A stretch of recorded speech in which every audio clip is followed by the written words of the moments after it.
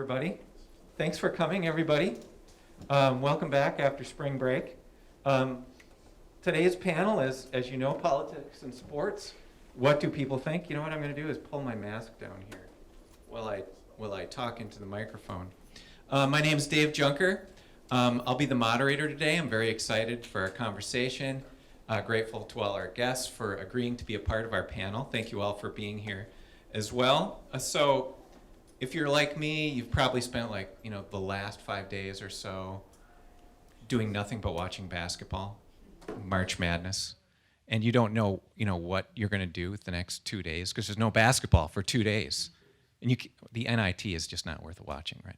Anyways, and I don't have to tell you then that sports is a significant part of our lives and our national culture, and today we get to sort of enjoy one of the privileges of being on a college campus, is to be able to talk about stuff like sports at a deeper level. Talk about its implications, why sports is more than sports. And today we have a great set of guests, scholars, experts, fans, and people who have their own experiences in sports to help lead us in this conversation. So before we begin, let me properly introduce our guests, and I'll do so right here so I can set this down and read it better. First of all, let me thank our sponsors, the Moody Honors Program. I'm the director of the Honors Program. I'm also affiliated with the Committee for Ethical Thought Leadership for the School of Advertising and Public Relations. The other two of the co-sponsors of our event, and of course, the most essential co-sponsor is the Center for Sports Media and Communication.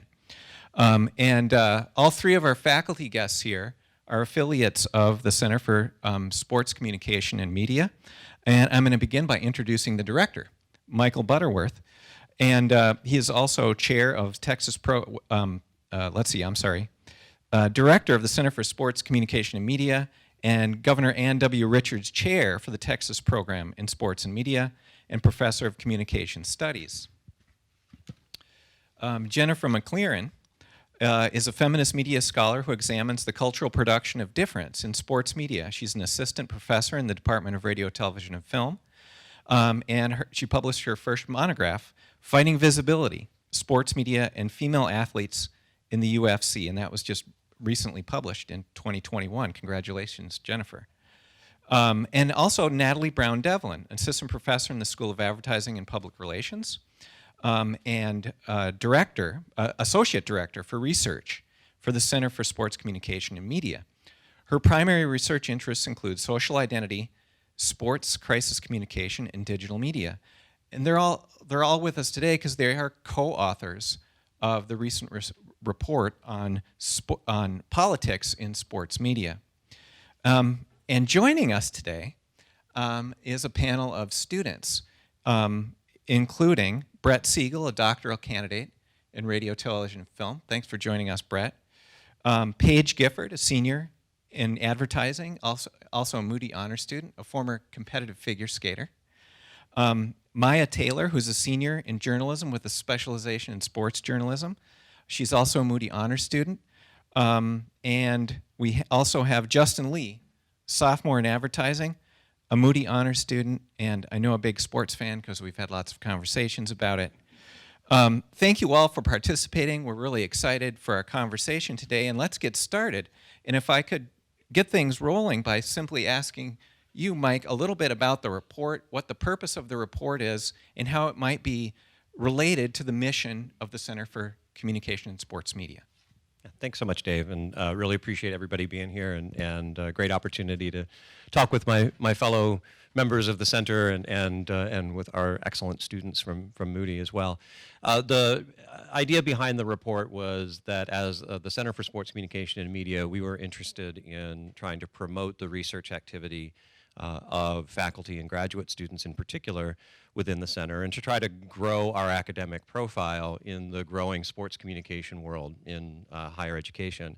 And we wanted to have a sort of signature statement, and we thought, what areas of expertise would we be able to contribute to? Where is the need in the current conversation about communication and sport beyond just the Moody College of Communication. And so collectively we decided that given a long history of an intersection between politics and sports. None of the three of us will make the argument that this is anything new, but given the renewed emphasis and the intensity of that emphasis in recent years, that we thought that a focus on politics would make a particular kind of impact. And so our plan is that over the course of the years to come, we'll be able to continue to chart some of the survey data that we've gathered and have some longitudinal evidence about how people respond to politics and sports, but then also be flexible each year to be able to account for the specific and unique circumstances of a given year. So already, for example, this year we know that the political intersections with the Olympics will show up in a way that they didn't show up last year. Or showed up, well, they did show up last year. It wasn't supposed to be an Olympic year, but they'll show up differently this year, or that the World Cup coming up in November will promote particular kinds of interests in politics. And so both a reflection of what's happening now and then a hope for being able to anticipate trends in the future. Thank you. So, Jennifer and Natalie, could you help explain what the report focuses on? How it's broken down into mainly two sections, survey and then case studies, and maybe what your roles are in the report. Sure. Actually, I have a couple of slides, if that's okay, to kind of give us some overview of the purpose of the report and our primary questions and how we went about answering those questions.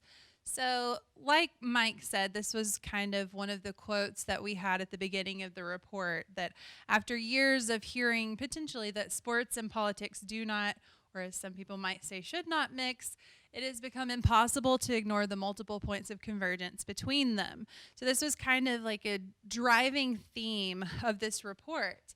And so our primary questions were, okay, we are largely a group of scholars who think that basically everything in sport is political.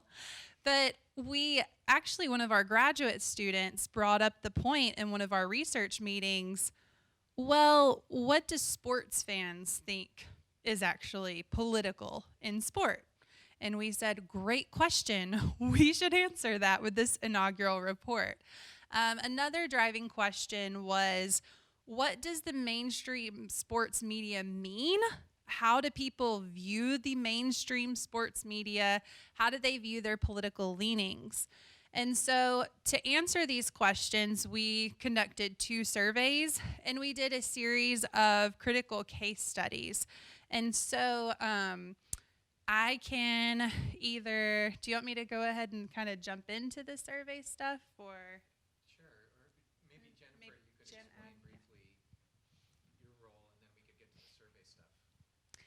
So the center obviously represents the breadth of the types of scholarship that we do here in Moody College. And so there's different methodologies, there's different approaches to the field of communication and media that we draw from. And so we really wanted this report to reflect that intellectual diversity that we have in the college.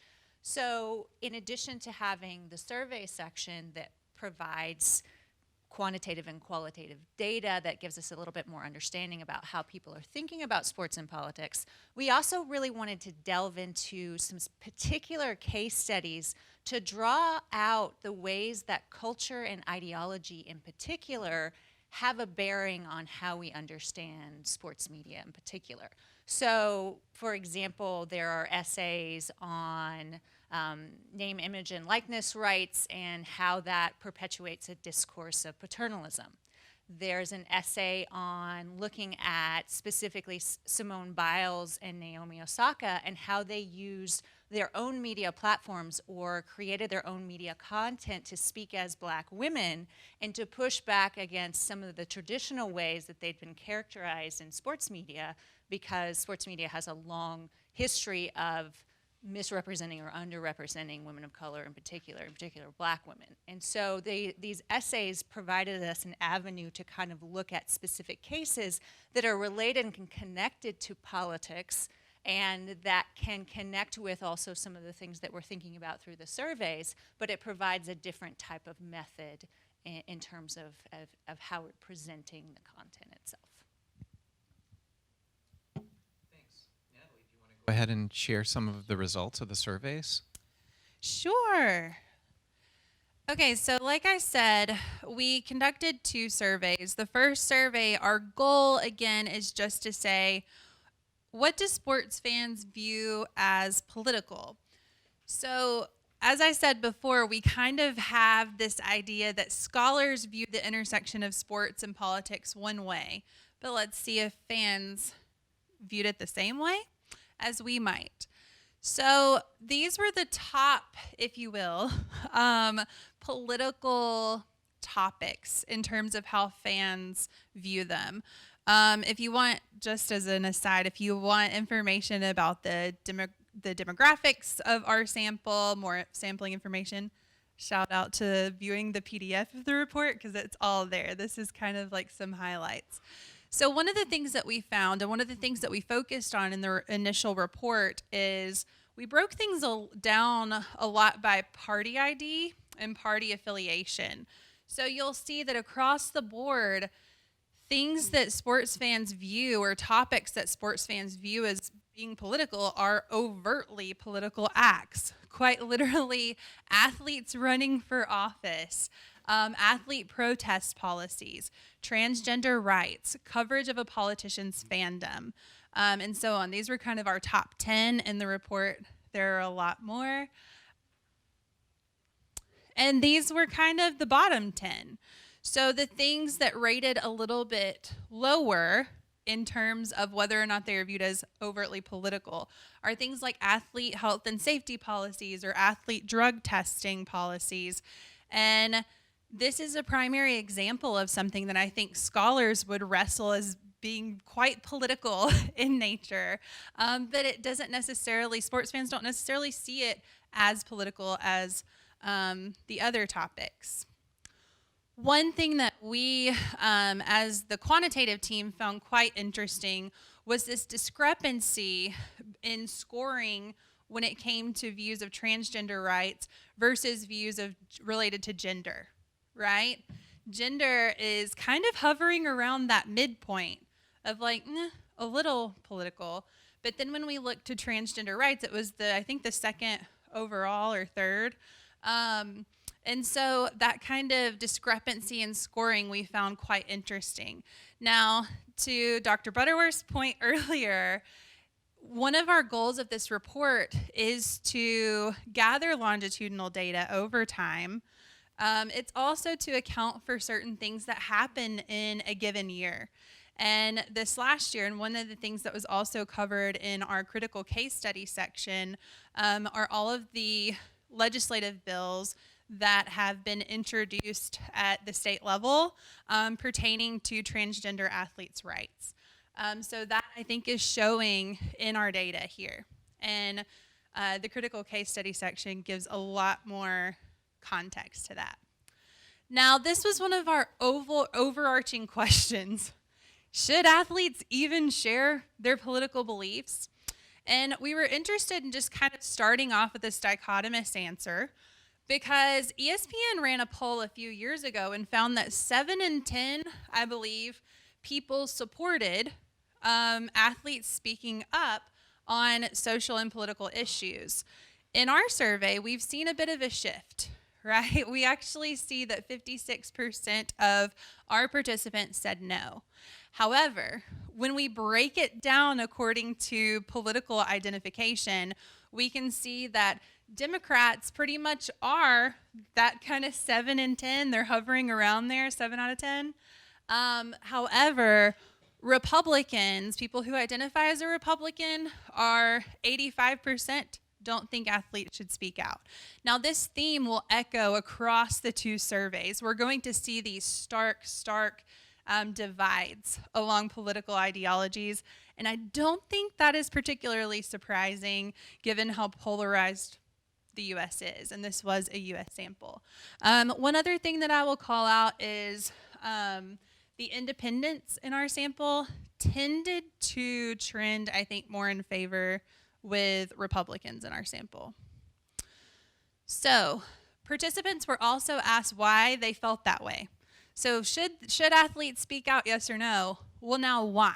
Why did you say that? And so we took this qualitative data and we generated a word cloud to see if we could see any kind of small differences in how this issue is framed along party lines. And for Democrats, words like freedom, beliefs, interested, and human popped out in the qualitative data. Here's an example. I won't necessarily read it to you all, but there's a pull quote from one of the participants. So you can kind of see that there is this theme overall in the qualitative data from Democrats in the sample that athletes should speak up. They have a platform. They should share their opinions. They should do something with that platform. For the Republicans, we saw things like entertainers, play, game, paid, and essentially the overall theme was we don't want sports and politics to mix. We want a separation there. This quote pretty much summed it up when they said, give the fans a break. They viewed a lot of sports in terms of escapism. So now we've kind of, from the first survey, got an understanding of how we view this intersection or how fans view this intersection. Now we wanted to ask about specific sports media brands, how they view political content, and how they view the brand overall in terms of their leaning. So kind of the context of this survey, audiences up until this point have reported that they do get exposed to incidental political content via sport. I think that is pretty agreed upon at this point.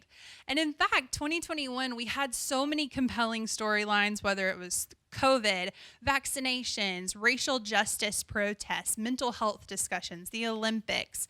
And we even saw 6 of the 10 top news stories in October were sports related. So people are wanting to consume sports news as well. Now, this debate about particular sports brands has been playing out for a while. In 2018, Disney CEO Bob Iger said he felt ESPN's coverage swung a little bit too far away from the field. And ESPN's president, Jimmy Pitaro, wanted a more politically neutral style of reporting. Well, then 2020 happened. This report covers 2021, and honestly, there wasn't a lot of room for totally political neutral styles of reporting in sports. So we have sports fans who have very different views of this intersection, as we've seen. The first survey showed us how polarized sports fans themselves are too along party lines. So how is that affecting sports media brands? So one of the first things that we did is we asked participants in our second survey to evaluate various mainstream sports brands like ESPN, NBC Sports, CBS Sports, Fox Sports, Yahoo Sports, and Bleacher Report. And first, we found that Democrats rate ESPN as most credible, Republicans rate Fox Sports as the most credible. And honestly, there's not a whole lot of variation in these numbers in terms of credibility. When we look at bias, we start to see a bit more, but it's still rated overall. All of these brands are rated rather neutrally. When examined by party ID, we're still seeing Democrats, now the shoes, I guess, have changed. Democrats are saying Fox Sports is the most biased. Republicans are saying ESPN is the most biased. Okay? You're going to start to see this theme as well, that I think a lot of the brand from the news division is kind of bleeding over into the sports brands as well. So let's look at the political leaning, because this is where we really see that, right? Fox Sports was rated as the most conservative by both Democrats and Republicans, and NBC Sports was rated as the most liberal sports network.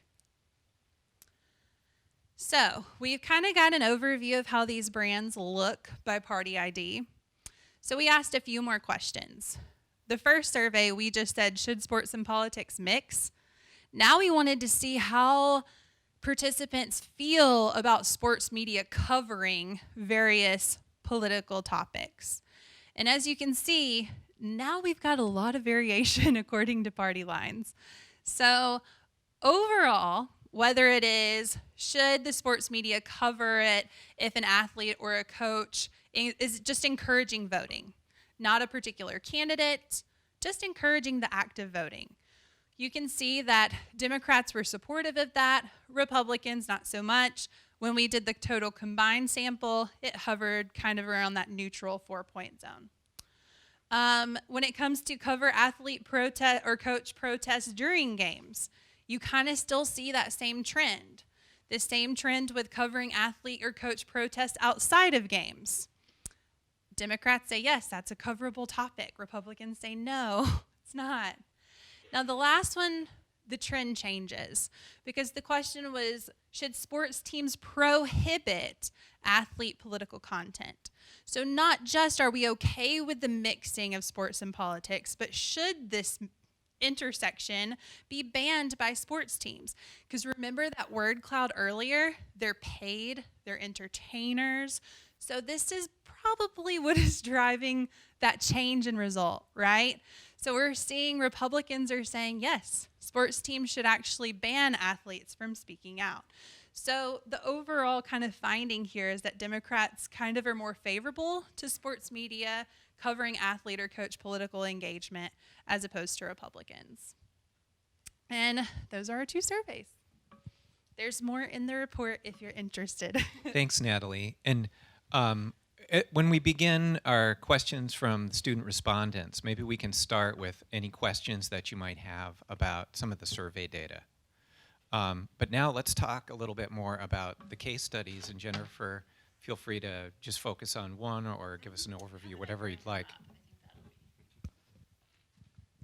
While Dr. McClearen is doing that, a shout out to Vincent Pena, who just joined the group, because Vincent was part of the planning group that made this report happen.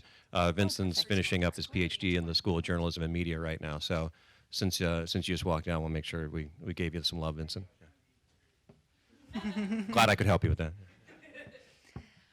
All right, so I'm just going to go briefly through each of the case studies so you get an idea of what sort of topics that we covered. So the first one was written by Nathaniel Ripe and Dr. Butterworth, and it's looking at the 20th anniversary of 9/11 and the reliance on the idea of unity. And so what they do in this essay is show how the NFL in particular, through some of their promotional media, create this discourse of coming together on the day after 9/11 in particular to create this unity. And unity becomes this idea, this thing that we're all supposed to strive for, and that it becomes the thing that we ultimately want to achieve as a culture, and that it's pushed so much that it pushes aside the reality that we are not unified. You can see from the discourse that Natalie and her team put together that there's a lot of discrepancy around a lot of these issues. And what happens when we focus so much on unity is that we don't allow for those differences to come across, and we push down, we use it as a powerful way to push down other ideas so that those ideas cannot come forth in the conversation, in the public discourse. And so issues like transgender rights, we say, okay, we're going to push that aside and not talk about that because that might hinder unity, for example. So that was the first one. Would you like to add to that, Dr. Butterworth, since you wrote that? We can wait until discussion and questions. Sure, okay. Because otherwise, it'll be too long of a response. Okay, all right. The next one focused on Kyrie Irving and thinking about, in particular, the discourse around his vaccine hesitancy, both coming from him and then how that was picked up in particularly around conservative media, using him as, you know, an example of an athlete standing up to the discourse of having to be vaccinated. And so with this particular essay, as I was mentioning earlier, all of these essays really try to connect to broader culture. And so we're using these as case studies that tell us something about our culture more broadly, and also thinks about how power and ideology circulate.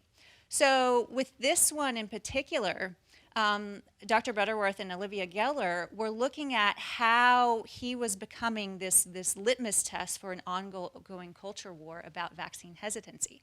And what was really interesting that they draw out in this particular case study is this interplay between Irving understanding Black Lives Matter as a community issue, as something where people needed to come together, but he really saw the vaccine, his hesitancy around a vaccine as a personal choice issue and not a public health issue, which the way that they draw this out is telling of the broader cultural discourses that are going on outside of sport as well.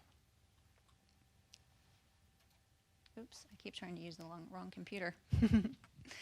In this essay, Katie Lever, who's a grad student here, looks specifically at discourses of paternalism in NCAA athletes and name, image, and likeness rights. And so she's looking at how even in the cases where they're bringing forth this justification that college athletes should be paid for name, image, and likeness likes, a lot of the discourse that still gets perpetuated is the idea that they're children. It infantilizes them. And so there is this ongoing discourse of trying to treat them as children, even though we're talking about adults. Like they're over 18 years old, and they have, in other parts of our culture, we wouldn't think of them as children. But in this specific instance, the power of the NCAA, part of the way that they keep their power is by treating college athletes as children. This one was written by Vincent Pena and Jamie Jelinek. I think that's how we say her name, I hope so. And they're looking specifically at how ESPN covered anti-transgender athlete legislation in mainstream media. And what they pulled out in this particular essay was thinking about the way that these articles were written. First of all, there's not very many if you're looking in mainstream sports media. And what they found is that when they were covered, the emphasis was on the politicians who were supporting or in most cases, that were fighting against trans athlete rights. And so what's happening is then the trans athletes themselves, the issues that they're going through and the issues that they face in sports more broadly kind of gets pushed to the side in favor of emphasizing first and foremost, how it's a political move by certain politicians, which of course takes away some of the power or the agency that they have and marginalizes them even further. Vincent, would you like to add anything since you're in the room? No, that was great. Yeah, they choose them as another topic to, create a political agenda around, basically. Right. So, with no respect to them as people. Exactly. The next essay looks at exploitation and empowerment in NWSL. And this particular essay draws out the ways that women's soccer in the United States in particular, whether we're talking about professional women's soccer like the NWSL or we're talking about the national women's soccer team, that there's a way that there's these discourses of empowerment that get attached to these women because they're role models for girls, they're inspiring for girls, which of course is a positive discourse overall. But what they found in this essay and what they draw out is that actually those discourses are so powerful that people who work for the NWSL were actually allowing sexual harassment and sexual assault to be perpetuated because they didn't want to tarnish the reputation of the NWSL being a space of empowerment for women. So that's, you take, a very positive discourse of women's empowerment, and then it becomes a shield for all the really ugly underbelly that we know that existed in women's soccer in the United States and women's professional soccer for many years, and it just came to light within 2021, and so that's what their analysis focuses on in particular. And then the last article was by Lily Kunda and Amira Rose Davis, and this was the one focusing specifically on Osaka and Biles. And what they do in this is kind of go through the ways that Black women have traditionally been represented in sports media and by sports media journalists, And then they talk about a couple specific examples where Osaka, for example, had the Netflix documentary. And so it was a way for these women to express who they were and to not be gatekept through sports media in the same way that they had been historically. And they look also at Biles' YouTube series that she had, or sorry, it was a Facebook series that she had, as a way that they could tell their own stories, express what they were feeling. They were looking specifically at Biles when she was at the Olympics most recently, and kind of what she was thinking and what she was going through. And if you remember, while that was happening, of course, there was a lot of discourse around what was happening with her, but she was able to tell her own story because she had access to a platform through social media. And so they talk about how that's a powerful way for Black women Black women athletes in particular, to share their own stories. All right, that's it. Thank you, Jennifer. So, before we shift into questions from our student respondents, I was hoping maybe you could explicate what you mean by politics a bit more. Because in the surveys, in covering the surveys, it seems like politics is synonymous with controversy. And controversy in a sort of partisan way. Does it fall into this partisan kind of binary in American politics? And the way that the case studies seem to think and talk and discuss what is political seems to be more complicated than that.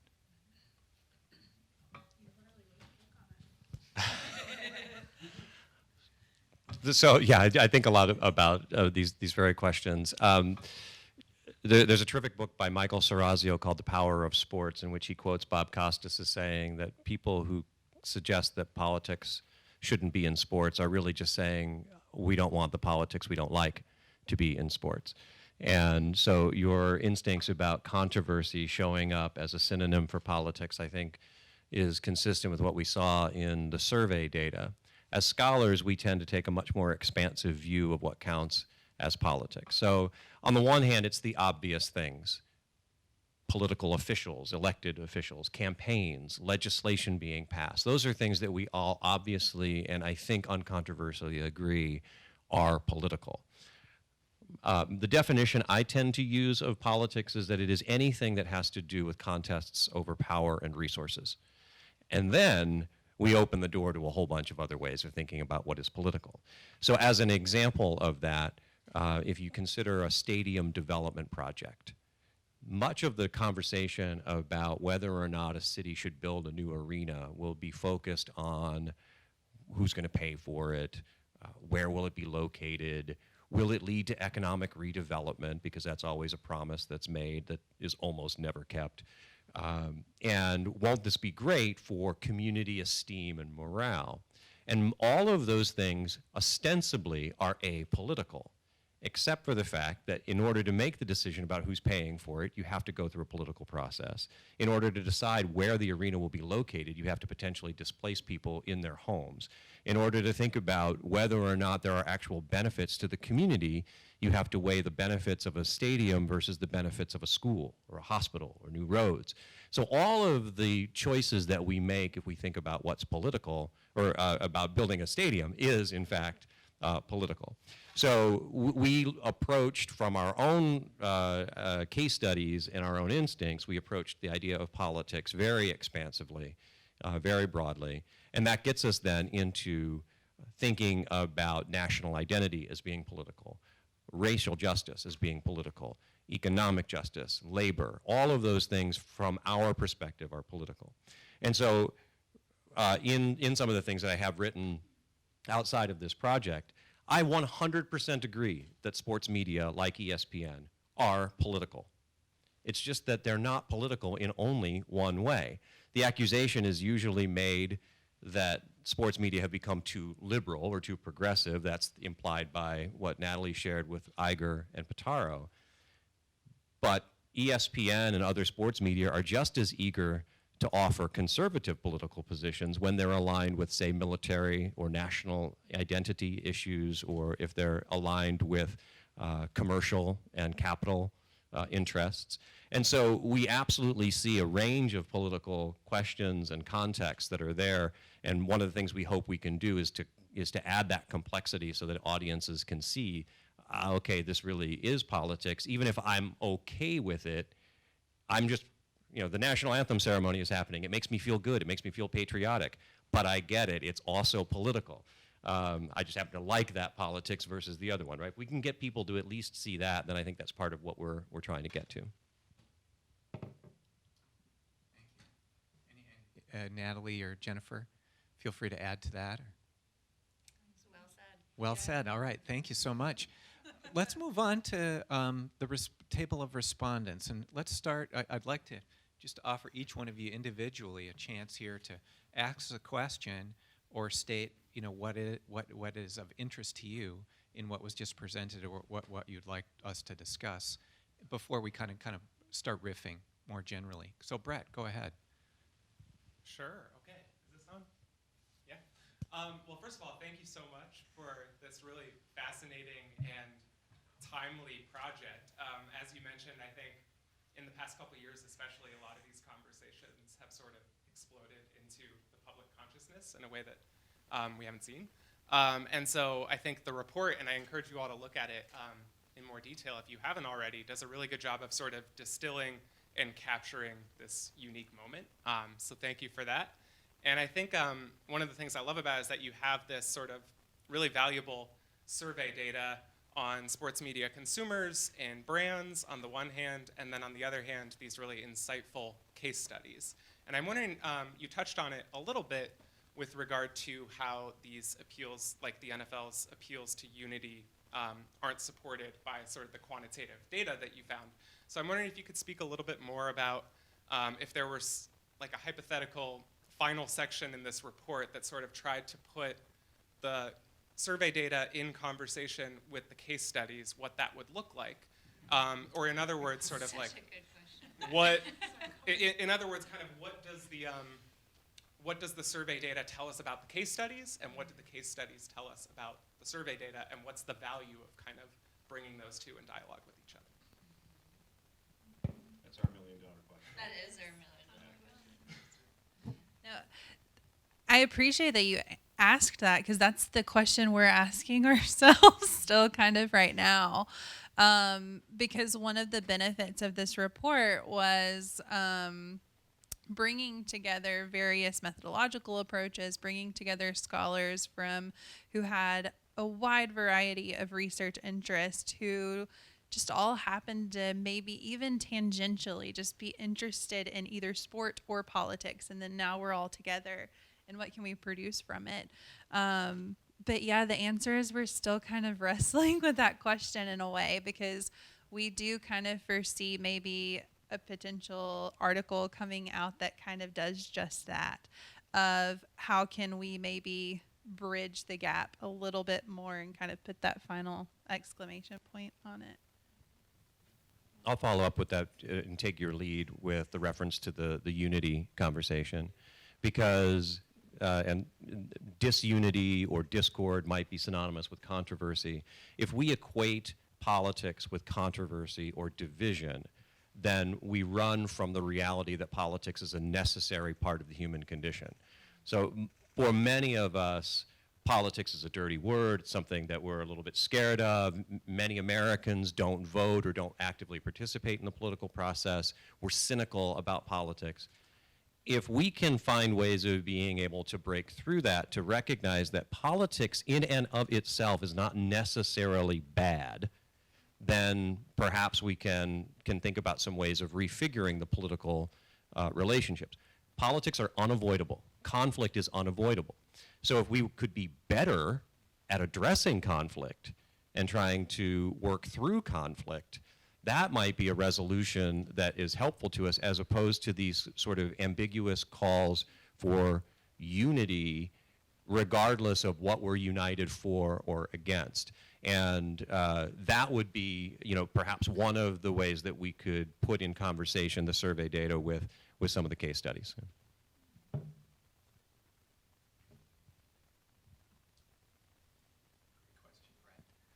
Paige.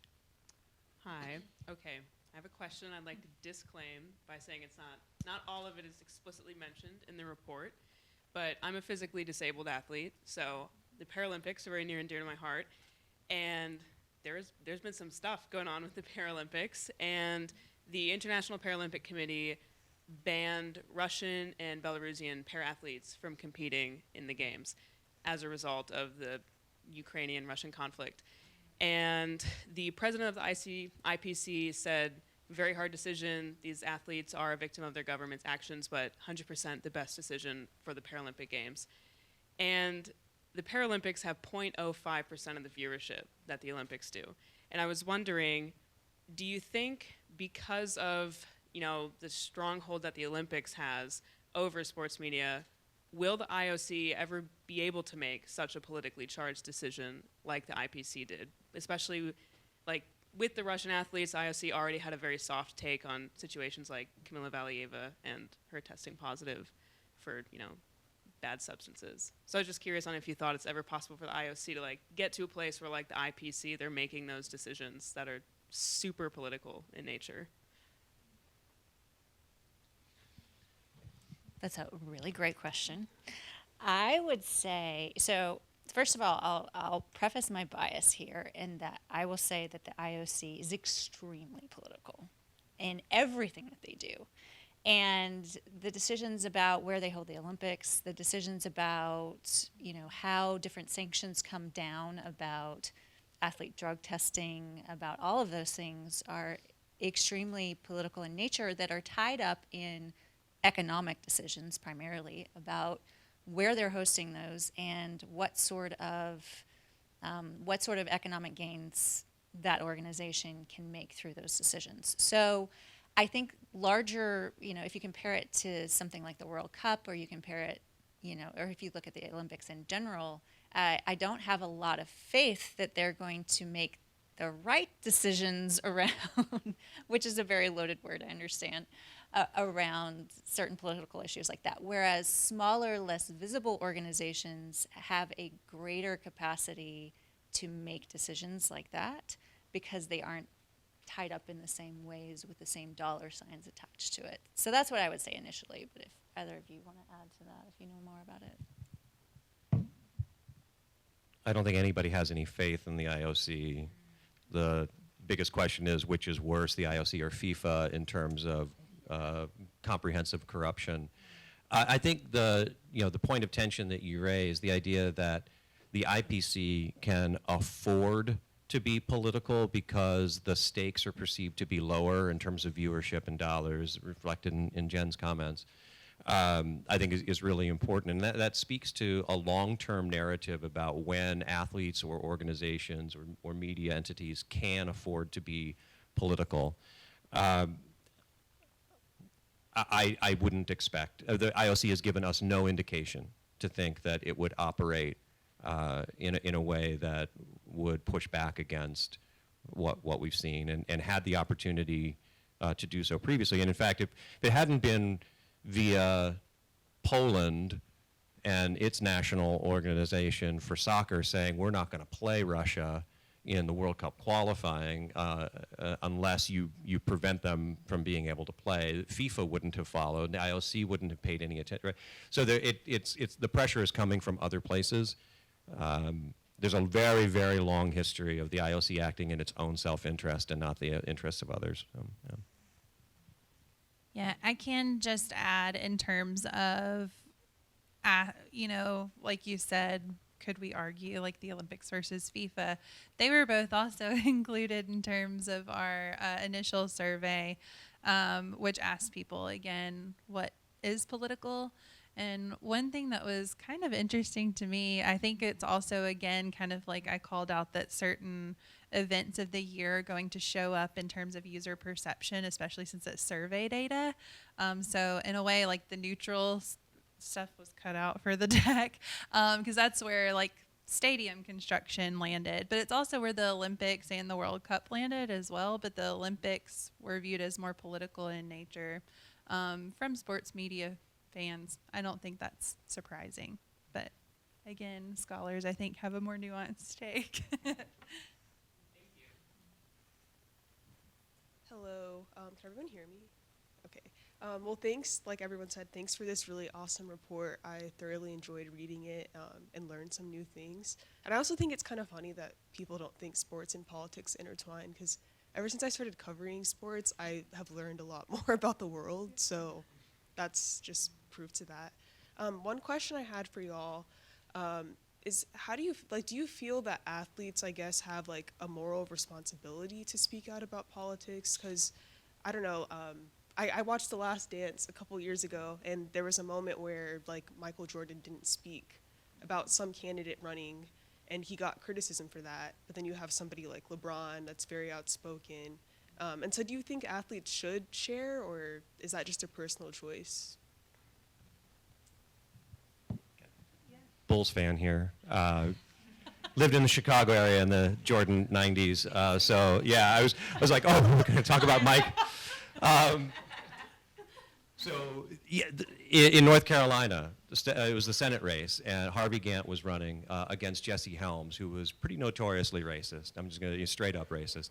And so the idea was that if North Carolina's native great, Michael Jordan, could endorse Harvey Gantt, perhaps that would push him over the edge. And Jordan declined to offer an endorsement, and when asked why, he allegedly said, well, Republicans buy sneakers too.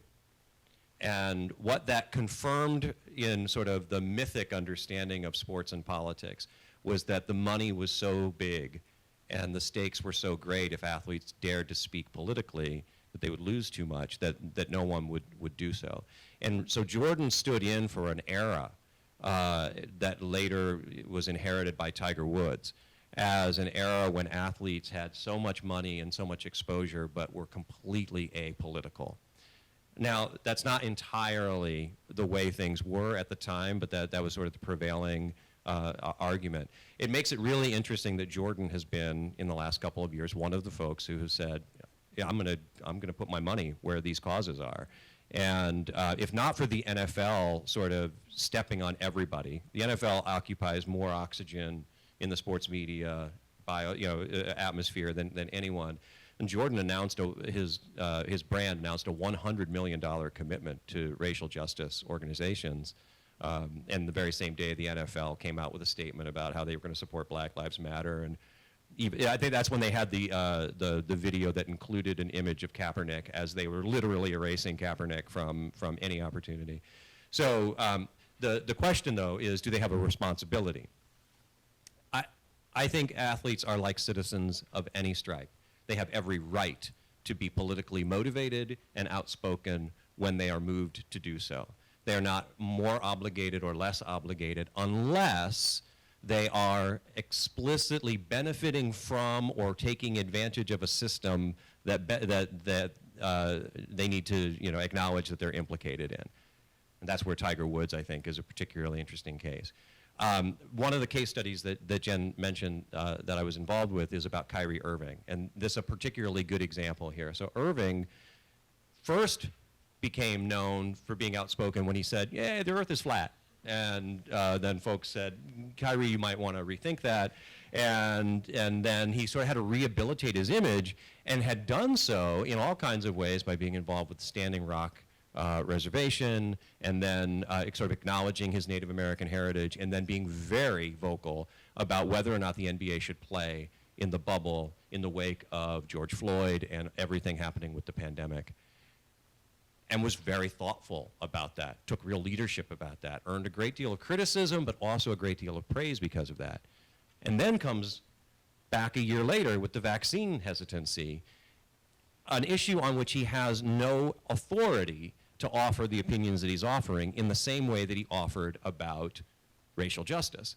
And so one of the arguments that we make there is that if athletes do feel compelled to speak, they have every right to do so, but they also do need to be held accountable for the things that they say and the way that they say them, because their platform gives them a great deal of influence. So I'm sorry that I took over that question, but the Jordan thing was too much. Yeah. Totally fine. I'd also like to add that visibility for an athlete on issues of social justice are not always safe. So I think in particular about trans athletes, and I think about Leah Thomas right now and all the scrutiny that she's under. And the absolute vitriol that is happening online with her name. Like you just I mentioned her on Twitter, and I get a small little fraction of the hate, and I'm a cis white woman. The hate that's going towards her means that for her to be visible and outspoken about trans rights, for example, is not something I would ever hold her to or say that she needed to do, because there's a huge amount of her just being and just existing is politicized in ways that I would never put the pressure on her to speak out about. So I think it also is, I agree with everything that Mike said about, they should be able to, but not necessarily obligated. But also we as viewers need to understand that visibility comes at an extreme cost sometimes. So I found your question very interesting too, because honestly, the characterization of are they responsible for speaking out? Like, is it almost like a requirement, or that very theme came out in our qualitative data, as you could see when we asked, like, do you support athletes speaking out? Why or why not? And it was very interesting that those kind of themes of they have a platform, therefore they have a responsibility to use it wisely and to speak out on issues of social justice and speak out on political issues as well. That was a theme, but in Democratic responses, right? Whereas the Republican responses were kind of the opposite. I think one of the, for the report, we have a ton of data and we were a little limited on space. But one of the other interesting, I guess, cuts of data that we're going to do is looking at this same data by age, right? And we can carve this data in a lot of different ways. We kind of focused for the initial report on a lot of party identification. But when we start to think about the changing demographics of sports fans, and when we start to think about Gen Z consumers and millennial consumers as they start to gain more and more buying power, I think something else that we also have to factor into this conversation is sports brands. These consumers kind of feel that way, right? Like, we kind of keep seeing this in consumer data that millennial and Gen Z audiences expect brands to make their stances known on various social and political issues. And that's going to apply to sports and athletes as well. So it's going to be interesting as we keep collecting this data to get to see those trends maybe happen. So. Okay. Is this on? Can you hear me? It's on. We're good. Awesome. Yep. Great. Awesome. Great. Yeah. So I love the report. I really loved all the stories that you guys covered in there, and really thought it was delving into some really great stuff. I guess my question for you all would be, to your point, Dr. McClearen, about Leah Thomas. I was a swimmer myself, right, and I also did track, and I mean, I've seen a lot of this discourse about trans rights in individual sports, for that matter. And what I want to ask y'all is, do you think it's more equitable if there were separate leagues just for trans athletes, as opposed to them being involved in the sport of which they identify? Thank you for that question, and that's certainly something that is coming up in popular discourse that I've seen. And to be honest, that scares me a little, because I think separate but equal. And do you want to add something to that? Well, so I assume that you would say that, Yeah. just because it is somewhat separate but equal. But in the same vein, would male and female also be separate but equal, in the sense that we're classifying gender, and males don't swim against females? So that would be my Yeah, because there already is gender segregation. Well, also the other thing is that there's so few trans athletes. So how many trans swimmers do you know? Who would Leah Thomas be swimming against? Would be a question. My thing is that if she's taking the records, right, from other deserving female athletes that don't share the same genetic makeup, I believe that is somewhat unfair. And then the same way, with COVID, everything's closed, right? They're not doing actual meets, everything's virtual, right? So it's all based off times. So what I would assume is that if there's a league for people who are non-binary or non-gender conforming, just as there's a league for men and women, I believe that they can put their times up and how they match up across the country would be something competitive that they can enjoy in the same vein that they're competing against people of their same merit. Right, but we're still talking about a very small percentage of people. So I don't think that that is a reasonable accommodation. There's a reasonable, because there's first and foremost not enough people to classify those leagues. And then also I would say another problem with that is that, trans women identify as women. And there is a lot of discourse going around about what it means for a trans woman to transition and what her records were like prior to transition and what her records were like now. And they're grossly exaggerated in the discourse to create more extremes between the times, in between, where she's actually at now.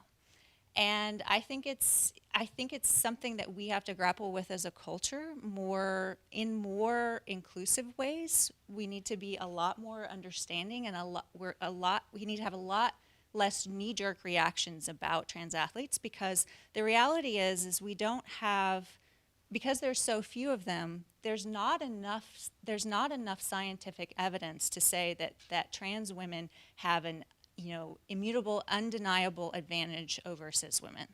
We don't have the scientific evidence, because there's plenty of things that are out there that are like, oh, testosterone, testosterone, testosterone.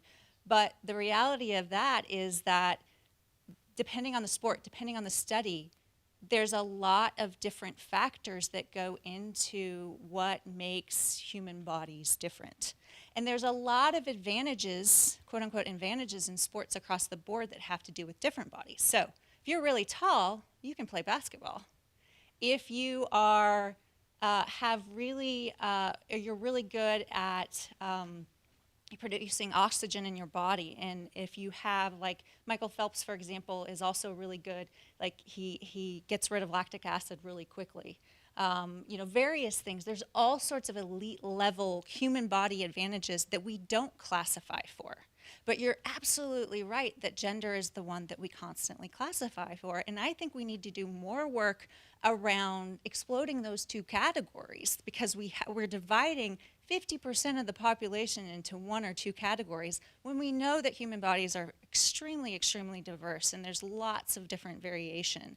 But we as a society get so hung up on having to have this binary, split into two. And I think sports could be, really amazing if we stopped fixating so much on maintaining binary differences. And just to your point, what I really think, just aside from just trans rights and trans athletes, one thing that's always just never made sense to me was that why can the girls basketball coach be a guy, but never a woman could coach the boys basketball team?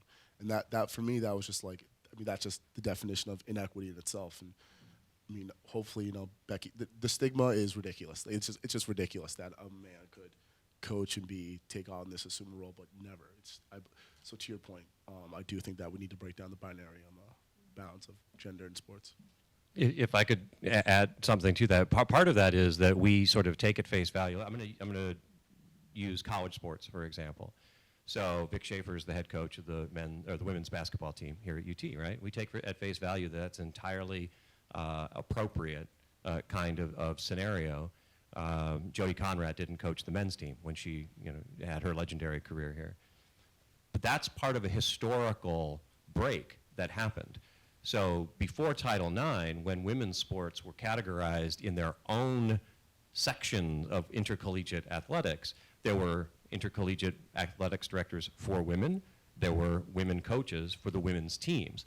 Now, I'm not at all suggesting that what we should do is resegregate men's and women's sports in college. Let me be very clear that I'm not suggesting that. But one of the byproducts of the breakdown of that distinction was that all of those opportunities for leadership and coaching for women were absorbed by the men who were already in college sports. And so there's a historical trajectory over now 5 decades that have allowed for the naturalization of, well, sure, a dude can coach women's sports, but we don't what a big deal it is that Becky Hammond might potentially be a coach of men, right? So yeah, it's getting at those categories and really breaking down why we're so dependent on protecting a particular kind of interest when we make the distinction between men and women. Yeah. So to me, this is an issue, transgender athletes and the backlash against transgender participation is an example of how our political partisanship prevents us from having enlightening conversations about how complex this is, and what, kind of what frameworks we get stuck in when thinking about it.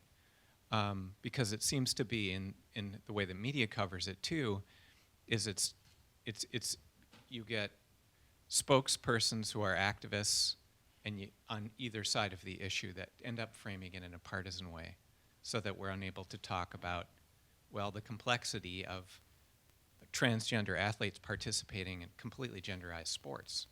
Right? Women wouldn't have opportunities.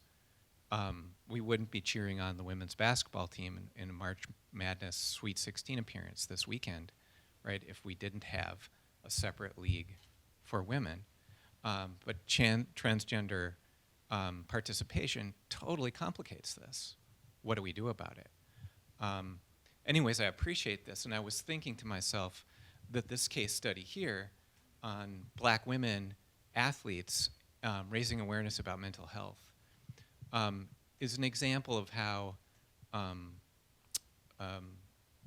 issue through the platform that athletes have can actually provide us an opportunity to learn something. Do you think this is true, and do you think that Simone Biles and Naomi Osaka have taught us something?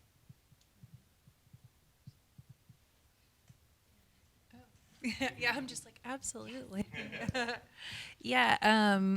So one of the things that I find really interesting about their cases in particular, too, just from my own research perspective, I typically research sports communication, of course, it's me being here, but also digital media, and I tend to look at crisis communication.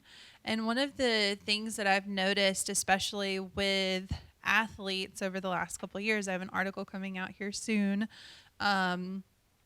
about how athletes have really utilized social media platforms to, like Dr. McClearen said, like tell their own stories. But also one of the things that I noticed particularly within organizational kind of communication is that athletes have utilized social media and digital media platforms to garner themselves a seat at the decision-making table like we haven't necessarily seen before. Two cases that I've written about over the last year really stuck out to me. In addition to Biles and Osaka, we saw last year, there was a lot of debate on whether a 2020 college football season was going to happen because of COVID protocols.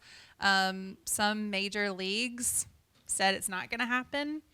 And then all of a sudden, we see college athletes start this "we want to play" movement to the point to where college athletes in California are sitting down with their governor talking about how can we make this happen? How can we ensure player safety while still getting to play our season? And that was particularly interesting to me in terms of how athletes were using forms of digital and social media to, yes, tell their own stories, but also collectively organize. And so then on the other side, we also see NFL athletes do the same thing. You know, in summer of 2020, after George Floyd was murdered, NFL athletes were getting really frustrated with the league's silence. And NFL employees were as well, to where an NFL social media manager contacts Michael Thomas and is like, "Hey, do you want to put out a statement?" And he said yes, and then contacted a ton of stars in the league and they put out a video demanding that Roger Goodell finally say Black Lives Matter, right? On the NFL's channels, on their social media channels. And so one thing that I think is interesting in this time is that athletes now have the ability to tell their own stories, to collectively organize, and to use and understand the power of that social network in a way that we haven't necessarily seen up until this point. You know, athletes get left out of a lot of these organizational conversations, but you have college athletes who banded together, and then their coaches got on board, and largely they kind of stopped those dominoes from falling when it looked like all the leagues were about to pull out. And the SEC and the ACC came out eventually and were like, you know what, we're going to play. And you've got kind of the Big Ten, you've got the Pac-12, like, oops. We kind of already said we weren't, and then they kind of came back, right? Or you've got a large group, honestly, of NFL athletes making sure that the commissioner within 24 hours is like filming a video from his basement, reading the script that they wrote for him to say. And so I think that that's also a really important piece as we start to look at this intersection of sport and politics that goes back to your initial definition of what is political. It's something that influences like power and resources, right? And so a lot of what we're seeing here with digital and social media has really kind of, maybe we need to take a moment and rethink of how the power distribution maybe is influenced by technology in this moment. To respond in part to that, and I'm going to offer a little bit more of a cynical or more of a critical take, not cynical, because cynical implies no hope, but more of a critical take. And that, the NFL case, because that references the moment that I was talking about, right? So Goodell offers that statement, and it's episodic, right? There's partial progress. There's a moment where, all right, we've really got some traction here. People are paying attention, and the players did exercise some legitimate leverage. And then you can just feel the NFL saying, if we can just ride this out, okay. Oh, hey, can we put end racism in the end zone? Sweet, we're good, right? And then everything is now more or less back to the way that the NFL wants to do business. And so it's possible that that group of players could re-exert that influence, but it ebbs and it flows. And I think the mental health conversation is really indicative of that as well. There was an intense amount of attention on Naomi Osaka and then Simone Biles, and I think there was really promising moments of empathy that came out of that. Flash forward to the Winter Olympics. Ask Michaela Schifrin how she thinks the sports media is doing about mental health and empathy. Ask the entire Russian figure skating team, right? Valieva may or may not have taken an illegal substance knowingly, but we do know that she's 15 and was probably manipulated by a host of people who didn't have her best interest at heart.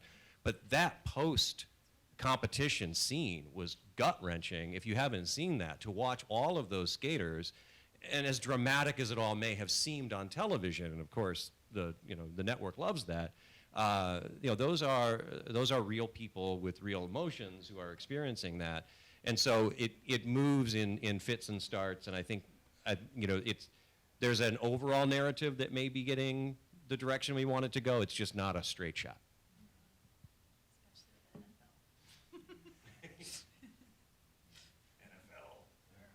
So I want to allow our respondents to ask any more questions, make any more points if you'd like to do so, and also give time to students in the audience if you have any questions you'd like to ask.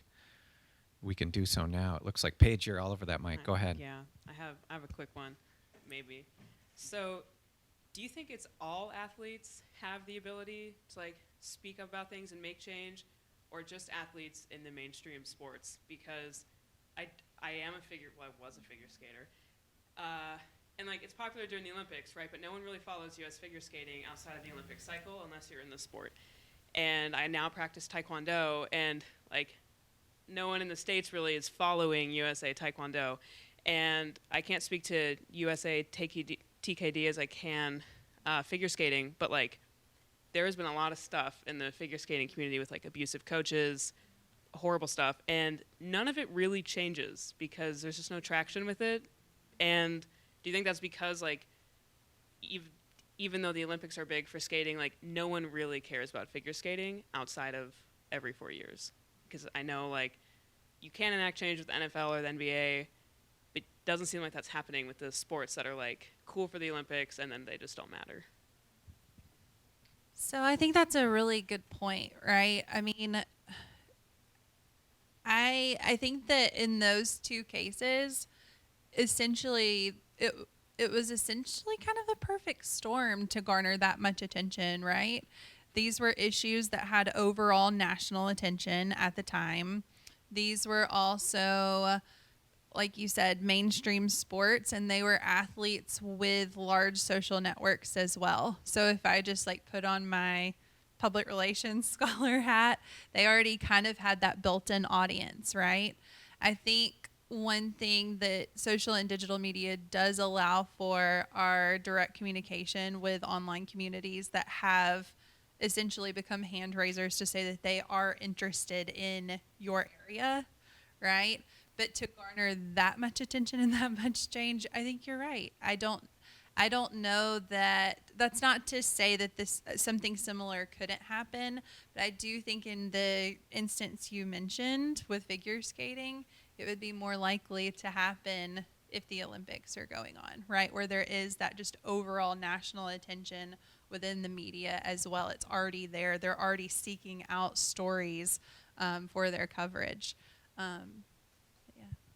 And sometimes that is highly strategic on the part of whatever group is advocating for change. So if you look at the national women's soccer team, they filed lawsuits and did a lot of their major work around pay equity around the Olympics, around the World Cup, because they know exactly what you're talking about. And so I think the organizing that would have to happen around abuse in figure skating would probably have to happen in Olympic years because more people are paying attention, because that visibility piece has a lot of power. Like, you can gain a lot of traction, and if you already have an online network of community like we're talking about here, it does have a way to amplify, and it has a way to draw people together. But again, with the specific issues that you're talking about, we know that those sports are most visible only for a time, like every 4 years. And so it doesn't allow for the same sort of things that we're talking about with the NFL. Yeah, but that is the unique thing too about those fan communities is they will engage. I mean, part where I kind of started back in grad school with my research was noticing like, wow, when a sports team encounters an issue, their fans will talk about it in such a way to where it trends positively on Twitter. Why is that? And so essentially the fan communities will show up, but to kind of move it from an online space to also traditional media, I think requires that kind of intentional strategic communication as well. I had another question. So this past weekend, I was working the women's basketball second round that was here in Austin. And a lot of the reporters were asking questions about like how the men played a neutral site, but then the women, like, they host. And the coaches were saying, well, that's because otherwise, like, maybe no one would show up. And so I was just wondering, how do you feel like people can get more invested into women's sports? Because, like, the Texas women's basketball team is really good, but, everyone was, like, filling the stadium for the men. So I was just wondering, like, what y'all, like, just your opinion, how do you feel like we can get people more invested?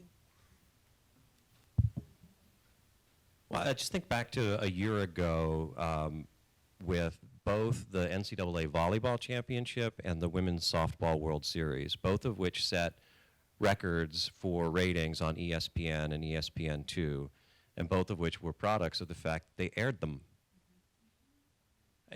Not to be cavalier about it, put them on the air. And put them on the air where you can find them. The volleyball thing was particularly interesting because the initial rounds weren't going to be televised at all. And then there was an uproar from athletes and other advocates, and eventually they ended up being aired. But these are highly skilled, highly entertaining athletes, and there's no reason not to give them the same kind of exposure. I don't know if you all have been seeing this Buick campaign with they show the black screen and you hear the call of the play in the background, and it says women are more than 40% of the athletes and receive less than 10% of the coverage. It's actually a bigger disparity than that from most empirical data in sports media, but that's relatively close. Let's see them, air them, give them the platform. Right before the pandemic, Deloitte, the consulting firm, issued a report that said the -- growth area for sports in North America was women's sports.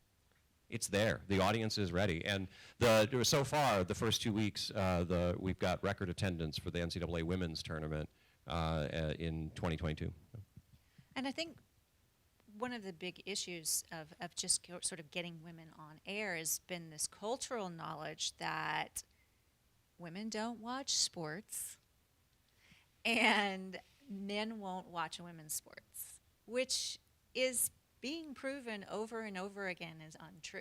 And it is like, you still hear, like, you know, I have a unit, I teach a class on women in sports media. I have a unit that goes into all the memes about the WNBA, because there's this long cultural history of men dissing on women's sports, and particularly the WNBA. And so it's this sort of boys club cultural attitude that, you know, if you think about sports media in general, the owners are predominantly men. The sports journalists are predominantly men. And it creates this perpetuation of a cycle of a boys club that women don't belong in, or they don't, you know, they're not going to draw the same sort of fans, that people are uninterested. But what we're seeing in the past, like, couple years especially, is when we start putting women's sports on, people start watching it, and the viewership data is quite impressive across like a whole slew of women's sports, because we've seen a lot of things that are getting more airtime in various different channels. So I would agree, like, getting it out there, yes, but also I think people pushing back against this cultural stigma that it's uninteresting to watch women athletes, because you're right. I mean, you know, watching these games are incredibly exciting. Like watching this tournament, like watching these, you know, both the women's and the men's teams are, you know, it's an incredibly exciting thing to watch. And the more people realize that and are willing to put aside that cultural stigma, I think we're going to see a lot of growth, actually. I'm hopeful. I'm more hopeful now than I have been in a long time in terms of like growth for women's sport. Anybody in the audience?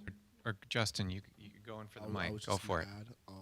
I think that what we need to do as society in a whole is that just like, I mean, athletes are athletes, you know, let's stop comparing and let's start appreciating them, people at the highest skill, being able to participate at the highest skill level possible. So to that point. I just have one more question. How do you guys view Brittany Griner right now being held as like a political prisoner in Russia? And how does that reflect on the IOC after the whole Sha'Carri Robinson Richardson thing with testing positive for marijuana?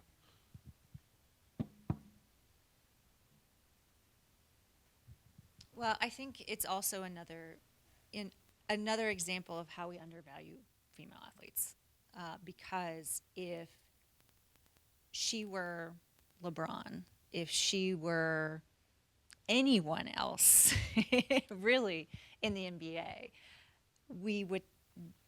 there would be so much more conversation. If she would be on SportsCenter every night, like it would be all over sports journalism, it'd be all over sports media, it would be all over our, you know, nightly news, and it's not. Part of that is, I think, is from messaging that her, like the WNBA and her family got about keeping things quiet in order to allow the State Department to do its job. And then, you know, for better or worse, maybe that was the tactic that they took. And so, but I think no matter what, had she been an NBA athlete, it wouldn't be playing out like this. I think there would be a lot more public outcry about it. When I first saw the story, I honestly thought I misread it, because it seemed to me that it would have risen to such a, like, how did it just sort of scroll by it on my news feed barely on Twitter, and this isn't getting the kind of attention that I would have expected. And we didn't hear about it until several weeks after she'd already been detained. So just sort of echoing what you said by noting my own surprise at how undercovered that story is. But it does reflect, I mean, so Brittany Griner is a black queer woman in a league that is already dismissed in the ways that you were just talking about, Jen. So it lines up in a way that the sympathies that media will often direct just simply aren't there. Yeah. And I will say, if she were Sue Bird, it would be very different. Because she's a black queer woman, and because it's accusations of drugs, it fits a particular narrative that we are, as a society here in the States, are willing to not care about as much, which is obviously highly political and highly problematic.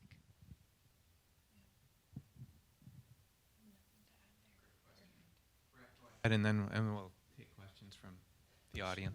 Yeah, real quick, because I think it kind of touches on that, and then if I can bring it back to the report as well. Like, the report is obviously national in scope, but as you know, our conversations have evolved, obviously a lot of, you know, these are athletes who compete on a global stage, who have global followings and global social media followings, and who speak about or are otherwise embroiled in international issues. So how do some of these conversations shift when we kind of expand our perspective to think of these as global issues, and to what extent, or which of these points and issues that are covered in the report are unique to the United States and which are sort of part of broader conversations? I just have a quick observation about that, because when we did the first report, we first met in the fall semester, and then we had to say, okay, what happened this year that we want to, and we had a long list of things we brainstormed, and we couldn't write about everything.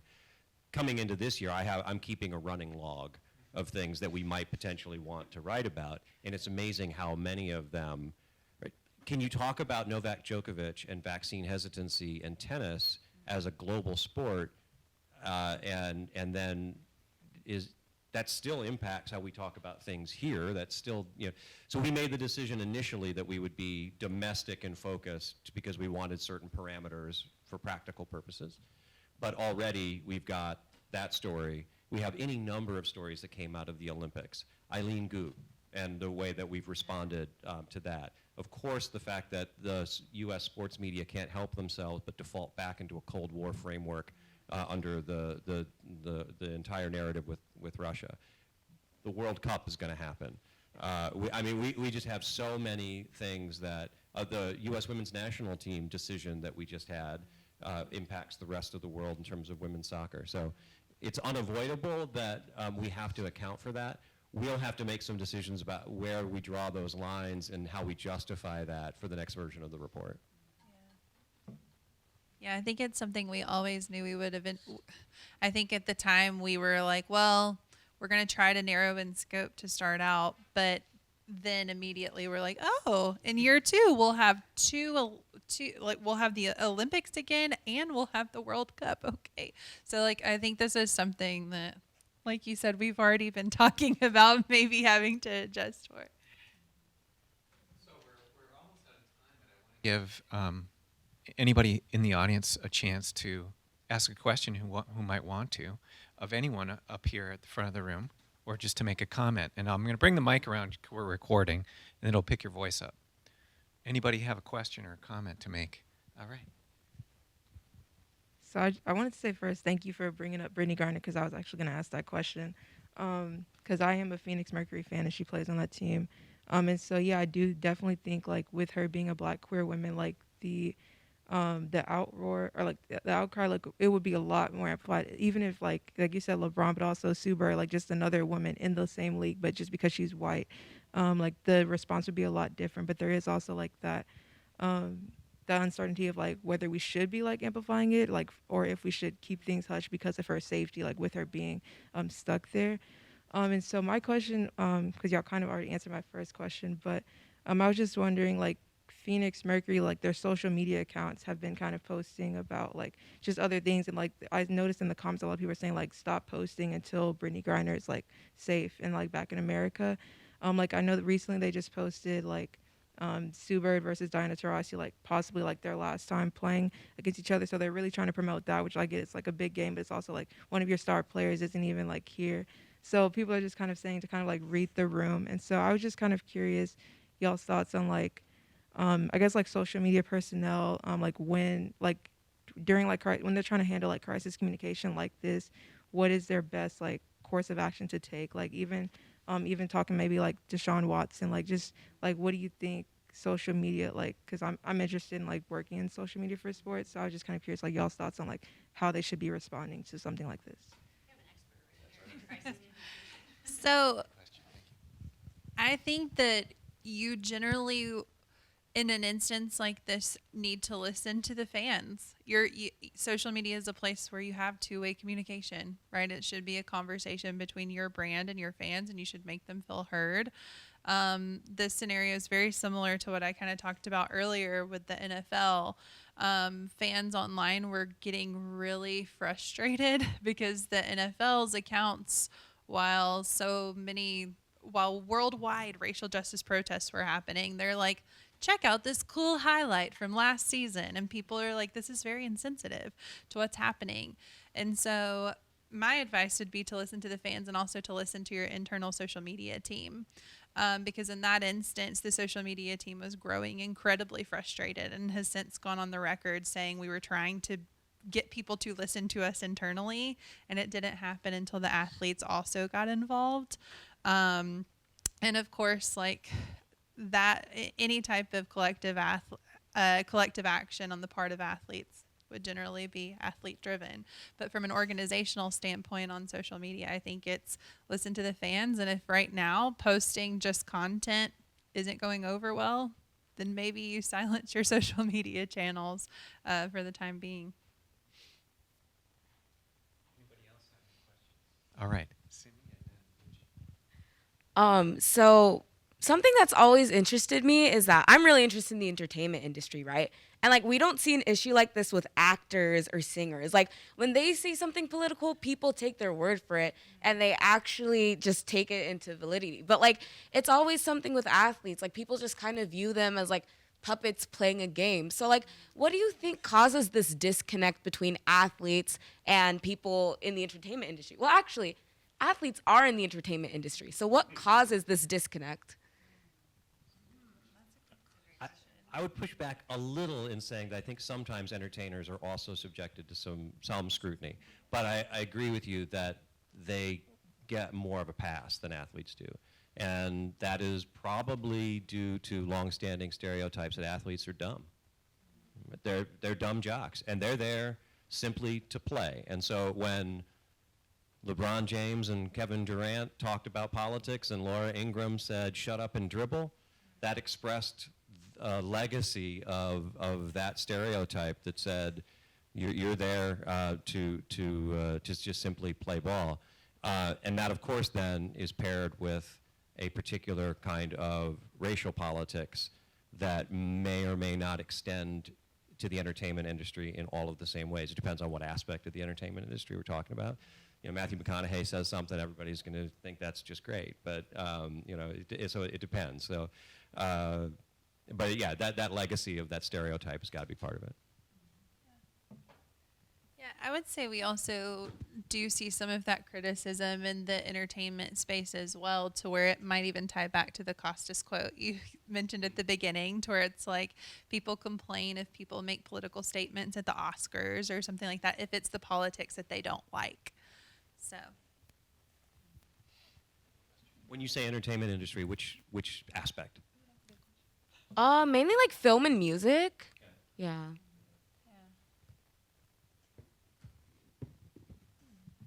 Hi. Can everyone hear me? Yes? Okay. Hi, my name is Munji.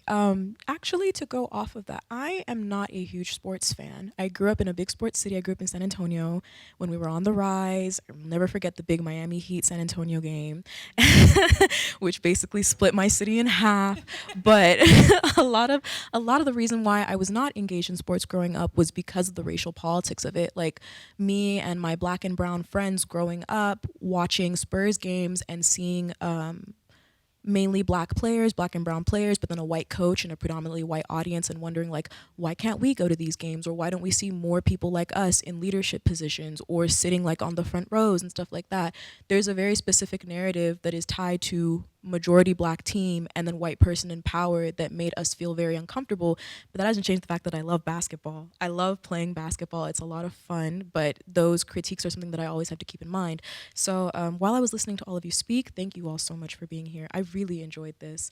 I crafted questions for each of you, but since we do not have time for that, I want to be respectful of everybody's time. I'll just combine everything that I was going to ask. So when we mentioned Bob Iger, I found it interesting that we mentioned the CEO of Disney. So what incentive or importance would Bob Iger's opinion on ESPN like be to sport fans? And considering that, wouldn't it be better to hear from a sports player in the first place? Like, I don't necessarily want to hear the opinions of a brand, of the CEO of Disney, who has been criticized for a very long time now, becoming more and more liberal over time. Their films, like Turning Red, for example, seeing AAPI representation in their films, they're becoming more liberal over time, just like a lot of aspects of our society. So wouldn't a fan want to hear from a sports player's critiques on ESPN versus the CEO of Disney?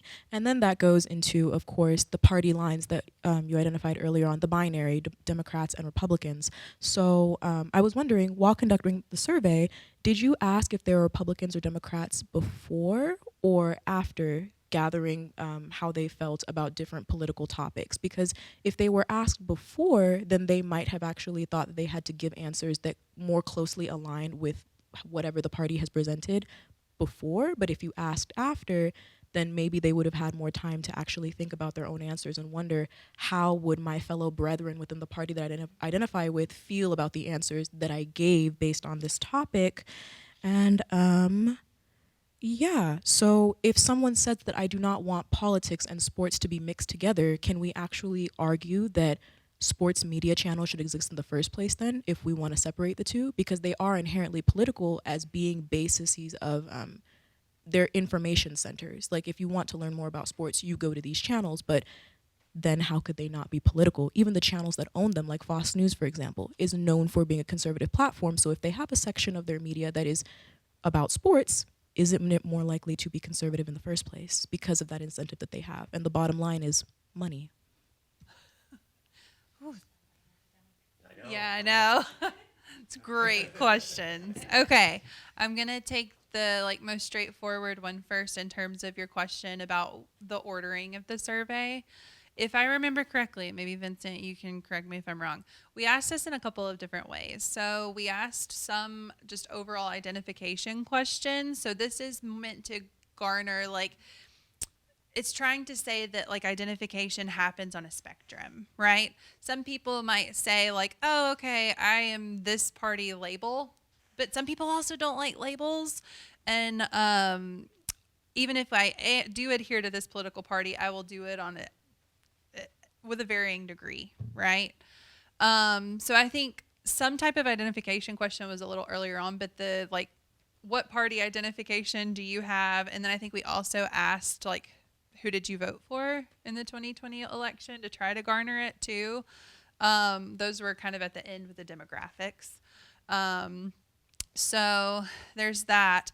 The other in terms of why was Bob Iger included in the deck? He's also, that quote was mentioned in the report as well, more to provide insight into, well, how does leadership see it?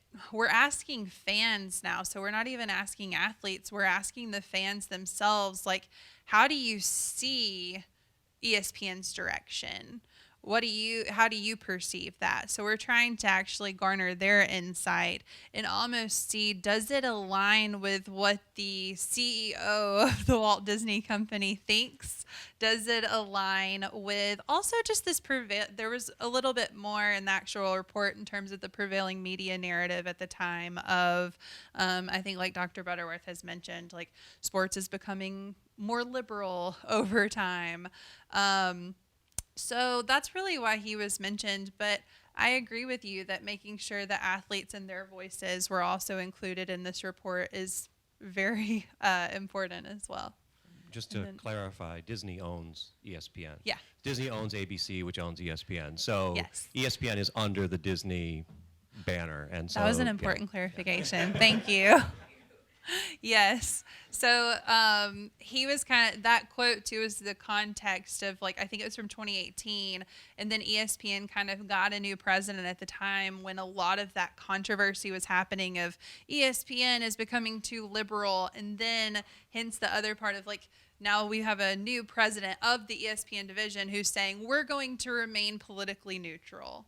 And so that kind of shows, like, Iger over the Walt Disney Company and ESPN thinks we've swung too far away from the field, and then now we're going to try to correct it. But did correct it, meaning their perception. Can I just say one thing real quickly? I know we're out of time, and I really appreciate that everybody has stayed after the time presumably was going to be done. So thanks so much.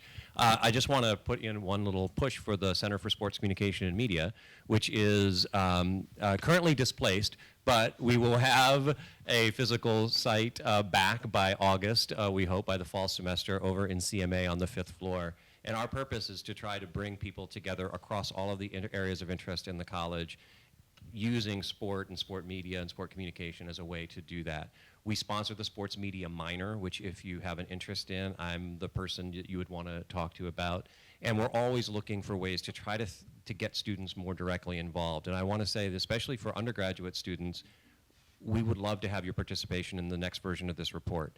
We had 16 people involved in this report, 14 of whom were from the Moody College of Communication, 9 of whom were graduate students, but we would welcome more graduate and undergraduate student participation as well. And so happy to chat with you about the center and all of those things if you have those questions. So They're shutting the power down on us.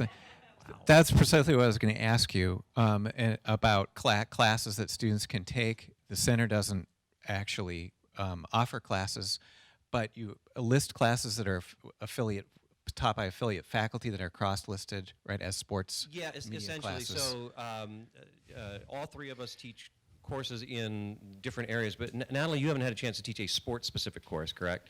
So both Dr. McClearen and I have been able to do that.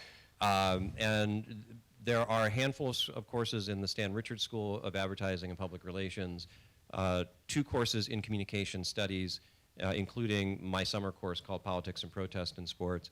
I think you do 2 different courses, sports media and then women, race, gender, race, and sports? So I'm actually teaching women in sports media in the fall. It's an RTF class. Love to have you smart people in there. Mm-hmm. That would be great.